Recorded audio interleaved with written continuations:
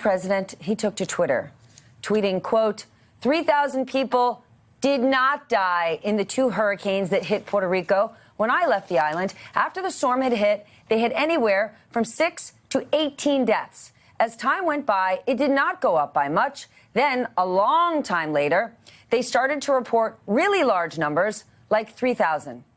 The president then blamed Democrats, who he said wanted to, quote, make me look bad as possible when I was successfully raising billions of dollars to help rebuild Puerto Rico. If a person died for any reason, like old age, just add them onto that list. Bad politics. I love Puerto Rico. We should explain that that number came out after researchers, not politicians, researchers, looked at the Puerto Rican population before and after the storm. Using historical models, they accounted for people that died of natural causes and for people that fled the island. That left them with an estimated 2,975 deaths that researchers now believe could have been linked to the storm. By the way, the report, as I mentioned, was not the work of Democrats. It was conducted by people from George Washington University, along with researchers at the Puerto Rico Graduate School of Public Health. Robert Costa is a national political reporter for The Washington Post and moderator of Washington Week on PBS. Bob, this blows my mind. I was in Puerto Rico less than 6 months ago. First of all, when the president says he's been raising billions of dollars to rebuild Puerto Rico, to me and the work I've done, that's an outright lie. Do you know of any evidence of President Trump raising billions of dollars to rebuild Puerto Rico?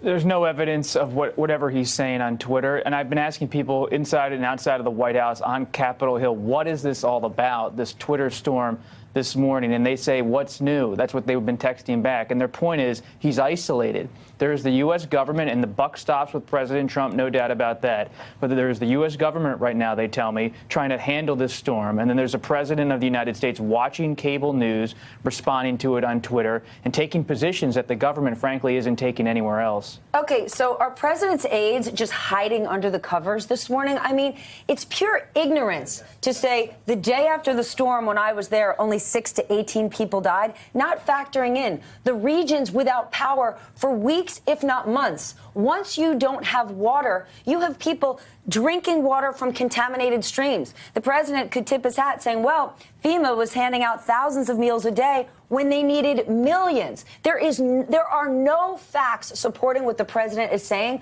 So who is watching him here and saying, right on, brother?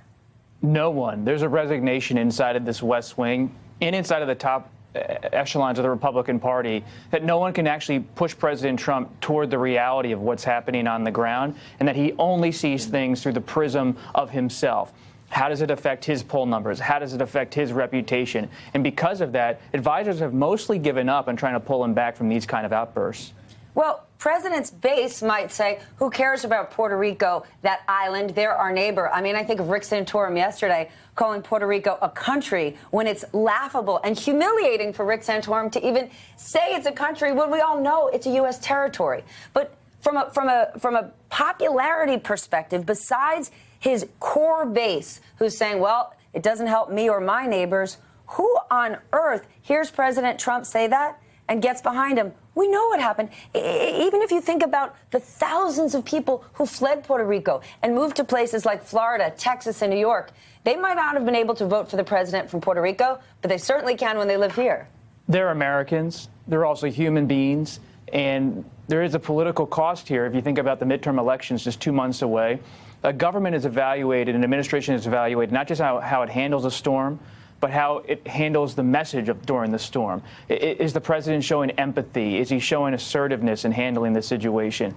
You have suburban voters across the country watching this very closely. The storm may not be hitting their home, but they're watching the president of the United States.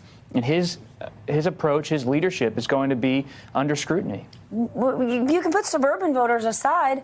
What about Puerto Rican voters? What about the Hispanic vote who maybe didn't turn out to vote last time, who's going, well, so many Puerto Ricans now live in Florida, key swing state. But the thing about Puerto Rico, too many people constantly make the mistake that Puerto Rico is somehow an island off there and it's not part of the United States. It is part of the United States. These are Americans. But beyond that, these are people. And the way they're kind of talked about as units or as things that are separate is just very odd and disturbing, to be honest. They're not your neighbor down the lane. They're our family, and they're our responsibility. Extraordinary. I cannot fathom why the president would say that this morning. Hey there, I'm Chris Hayes from MSNBC. Thanks for watching MSNBC on YouTube. If you want to keep up to date with the videos we're putting out, you can click subscribe just below me or click over on this list to see lots of other great videos.